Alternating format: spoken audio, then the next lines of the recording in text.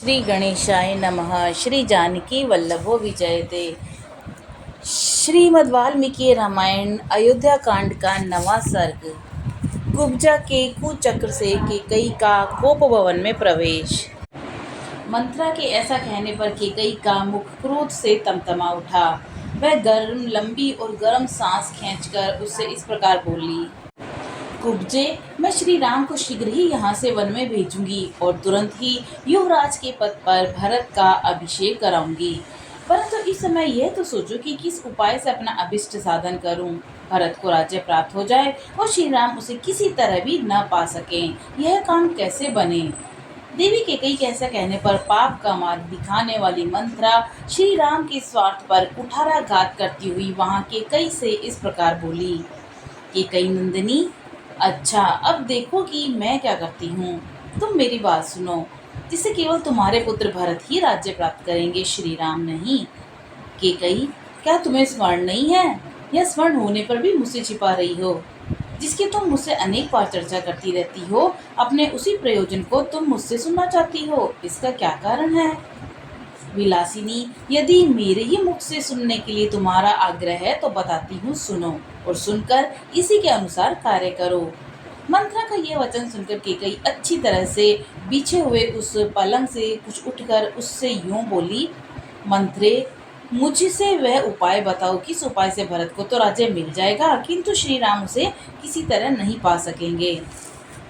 देवी केकई के ऐसा कहने पर पाप का मार्ग दिखाने वाली मंत्रा श्री राम के स्वार्थ पर कुठाराघात करती हुई उस समय केकई से इस प्रकार बोली, देवी, पूर्व काल की बात है कि देवासुर संग्राम के अवसर पर राजर्षियों के साथ तुम्हारे पतिदेव तुम्हें साथ लेकर देवराज की सहायता करने के लिए गए थे।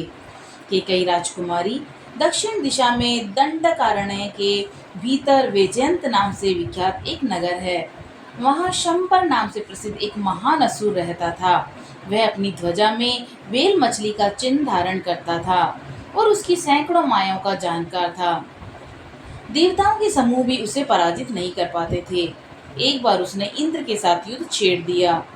उस महान संग्राम में शत विशत हुए पुरुष जब रात में थक कर सो जाते, उस समय राक्षस उन्हें उनके बिस्तर से खींच ले जाते और उन्हें मार डालते थे।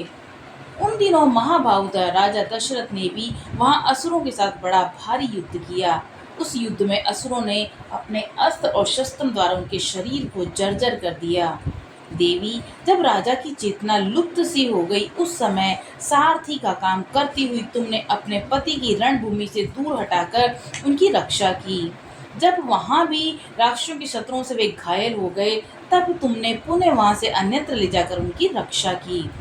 शुभ दर्श ने इससे संतुष्ट होकर महाराज ने तुम्हें दो वरदान देने को कहा कि देवी, उस समय तुमने अपने पतिदेव से कहा, प्राणनाथ, जब मेरी इच्छा होगी तब मैं इन वरों को मांग लूंगी।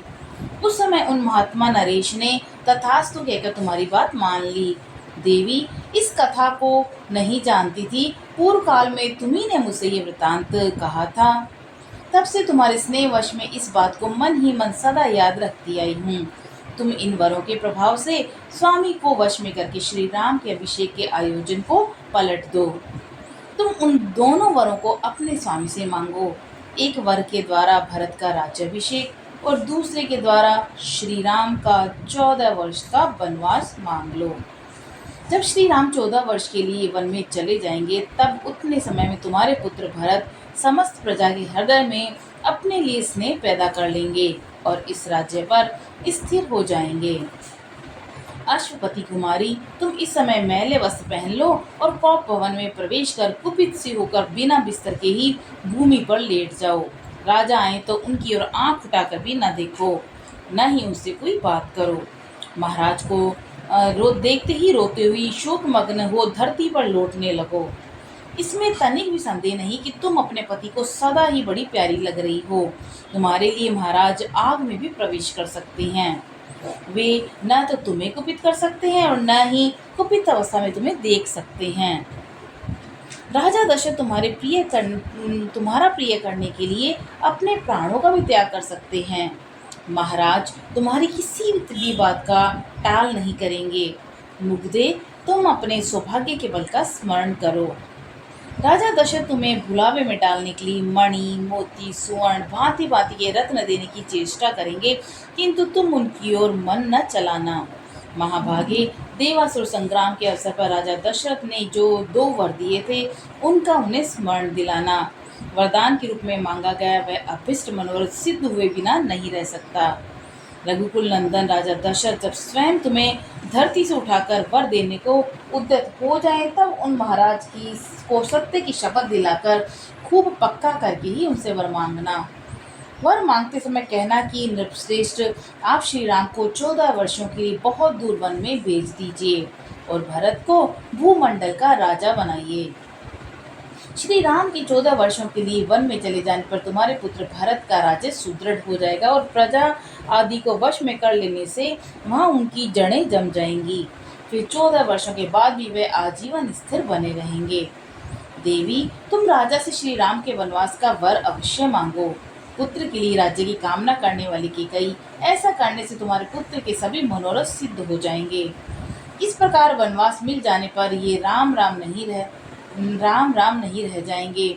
इनका आज तो प्रभाव है, वह भविष्य में नहीं रह सकेगा और तुम्हारे भरत भी शत्रुहीन राजा होंगे। जिस समय श्री राम वन से लौटेंगे, उस समय तक तुम्हारे पुत्र भरत भीतर और बाहर से भी दृढ़मूल हो जाएंगे। उनके पास सैनिक बल का भी संग्रह हो जाएगा। जितेंद्रिय तो वह हैं ही, अपने सुहृदों के साथ रहकर दृढ़मूल भी हो जाएंगे। इस समय मेरी मान्यता के अनुसार राजा को श्री राम के राज्याभिषेक के संकल्प से हटा देने का समय आ चुका है। अतः तुम निर्भय होकर राजा को अपने वचनों में बांध लो और उन्हें श्री राम के अभिषेक के संकल्प से हटा दो। ऐसी बातें कहकर मंथरा ने कैकेयी की बुद्धि में अनर्थ को भी अर्थ रूप में जचा दिया। कैकेयी को उसकी बात पर विश्वास हो गया और वह मन ही मन बहुत प्रसन्न हुई।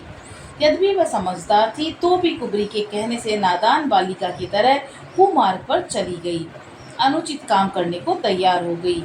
उसे मंथरा की बुद्धि पर बड़ा आश्चर्य हुआ और वह उससे इस प्रकार बोली, हित की बात बताने में कुशल कुब्जे, तू एक श्रेष्ठ स्त्री है, मैं तेरी बुद्धि की अवहेलना नहीं करूंगी। बुद्धि के द्वारा किसी कार्य का निश्चय करने में तू इस पृथ्वी पर सभी उपजाओं में उत्तम है। केवल तू ही मेरी हितैषिणी है और सदा सावधान रहकर मेरा कार्य सिद्ध करने में लगी रहती है। कुब्जे, यदि तू न होती तो राजा जो षड्यंत्र रचना चाहते हैं वह कदापि मेरी समझ में नहीं आता।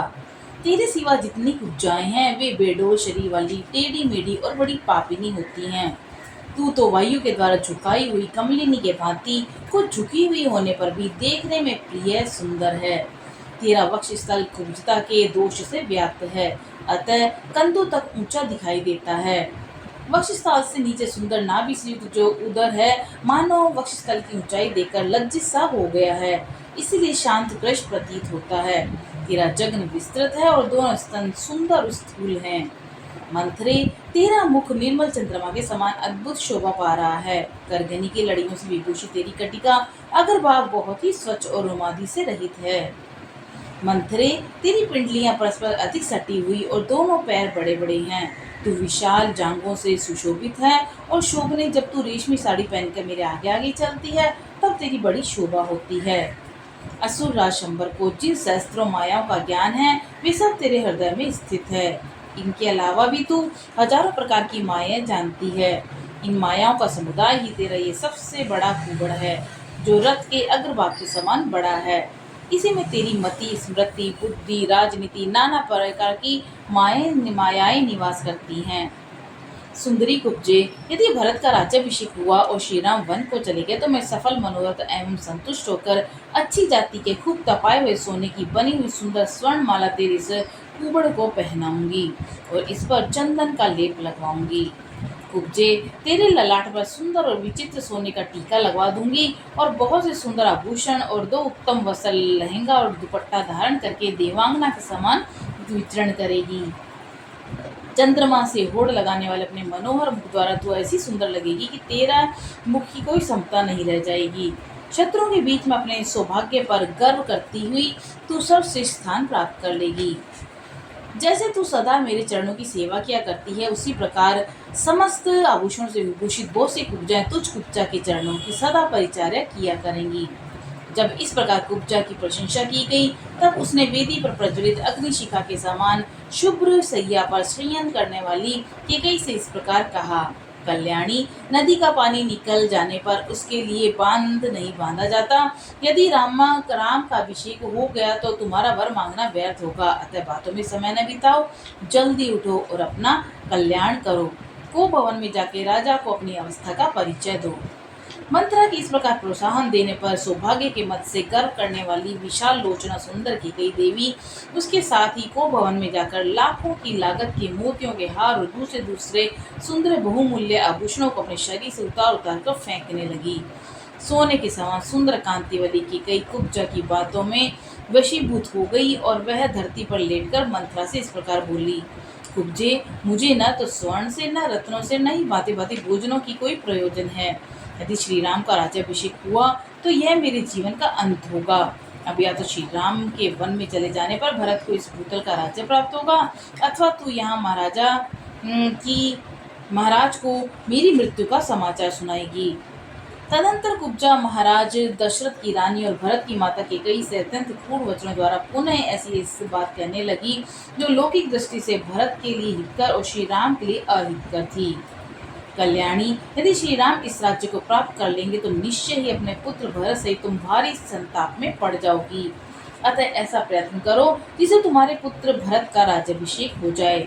इस प्रकार कुब्जा ने अपने वचन रूपी बाणों का बारंबार प्रहार करके जब रानी केकई को अत्यंत घायल कर दिया, तब वह अत्यंत विस्मित और कुपित हो अपने हृदय पर दोनों हाथ रखकर कुब्जा से बार बार इस प्रकार कहने लगी, कुब्जे, अब या तो रामचंद्र के अधिक काल के लिए वन में चले जाने पर भरत का मनोरथ सफल होगा, या तू मुझे यहाँ से यमलोक में चली गई सुनकर महाराज से ये समाचार निवेदन करेगी।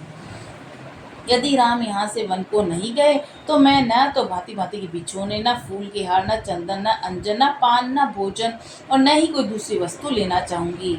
उस दशा में तो मैं यहाँ इस जीवन को भी नहीं रखना चाहूँगी। ऐसे अत्यंत कठोर वचन कहकर केकई ने सारे आभूषण उतार दिए और बिना बिस्तर के वह खाली जमीन पर लेट गई। उस समय वह स्वर्ग से भूतल पर गिरी हुई किसी किन्नरों के समान जान पड़ती थी।